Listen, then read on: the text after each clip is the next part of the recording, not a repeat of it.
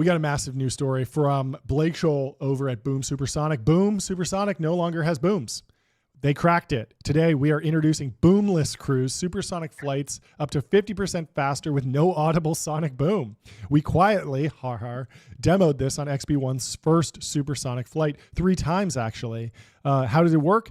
It's actually a well-known physics called the Mach cutoff. When an aircraft breaks the sound barrier at a sufficiently high altitude, the boom refracts in the atmosphere and curls upward without reaching the ground. It makes a U-turn before anyone can hear it.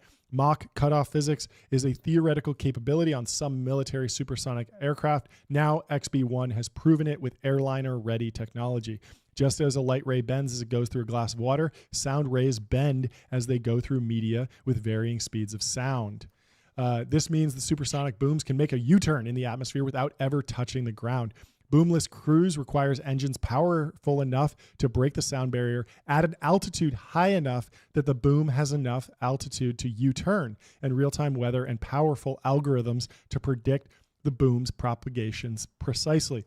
Now, I heard an interesting take on this, that even though they cracked the science, and I think NASA and some government organizations were working on sonic boom reduction, and the military's had some technology here.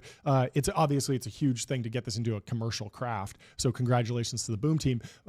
But even though the technology might be here now, the law has not caught up. And I think it is in many places illegal to fly at supersonic speeds, even if you're not producing an audible supersonic boom on the ground, because we have a speed limit, not a sound limit.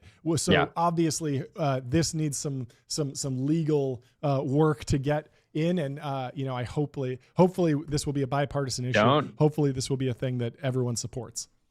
Don't give MKBHD a boom supersonic, because he will just be ripping around school zones, being like, if nobody can hear me, I can't get in trouble. But no, I think I do ask myself, did they think that they were going to be able to achieve this when they named the company? And they just thought, hey, this is still, if we can pull this off, it'll be ironic that the supersonic plane company actually doesn't produce a supersonic boom. It's just the boom jet. So yeah. I think it works either way, whether or not they were planning on it. But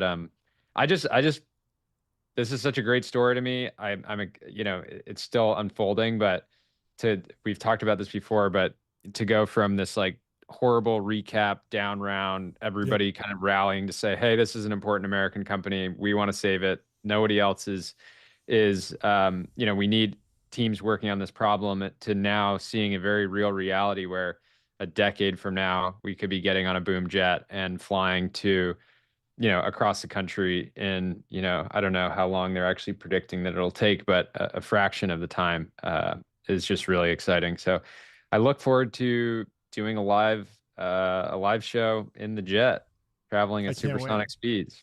It's going to be congratulations fantastic. To Blake and the Boom team. It's incredible how long you've been at this and the results you're finally getting. Patience is a virtue, and it paid off here. So congrats.